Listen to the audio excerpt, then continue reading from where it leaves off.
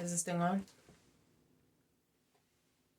Oh, it's on. Hey guys and girls, it's your girl Green Fire Motivation, aka Judy Owens, and I'm excited because it's Motivation Monday. So, this is week number 2 of diving into your debt. So, I have a question for you. Green Fire Motivation has a question for you, as always. The question is, are your bills organized? Are your bills organized? So, once again, this is your girl Green Fire Motivation, aka Judy Owens. The purpose of this channel is to get you to take action and take control of your life. So be sure to hit the subscribe button, like, comment, share this video with anyone you believe it may help. I would really appreciate it. If this is your first time here, welcome, welcome, welcome. If this is your second time here, welcome back. Welcome back, welcome back, welcome back. Okay, so the question today, once again, was, are your bills organized? Okay, so last week I did the introduction of the Diving Into Your Debt series, okay? So last week I kind of did an overview, and this week we're actually going to get our bills organized. So last week I told you to compile a couple of things. The first thing was a binder. The second thing that I said to do was to get some bills, which I'm not going to show you my bills, but these are pages of bills, okay? And I said to get your bills, and I also said to put a hole in them, in the bills. That way you can put the sheets in the binder. So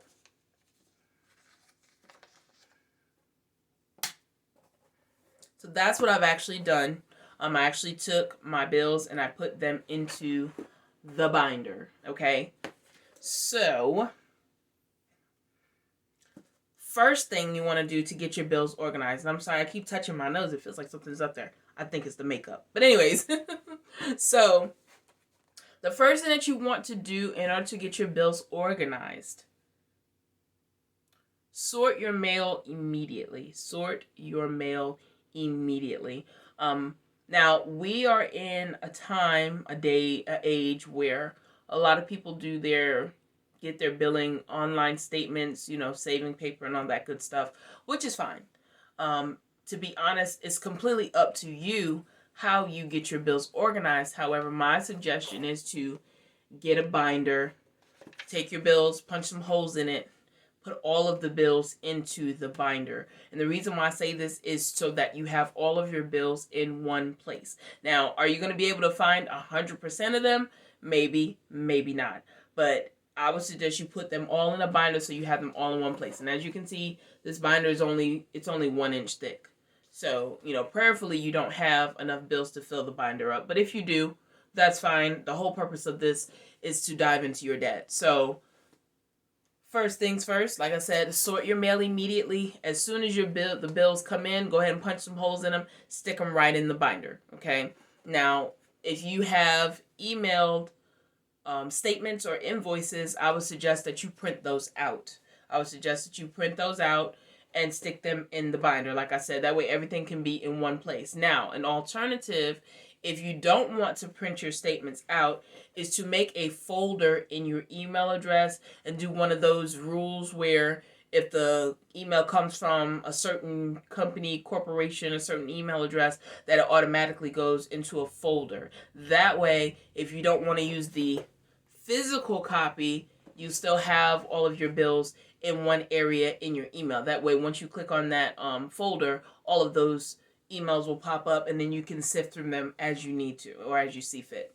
Okay, so the second thing that you want to do, now these steps are based on a binder. Okay, these steps are based on a binder. So like I said, it's up to you how you want to get things set up and get it organized, but these are my suggestions for you if you haven't already got a process in place, okay?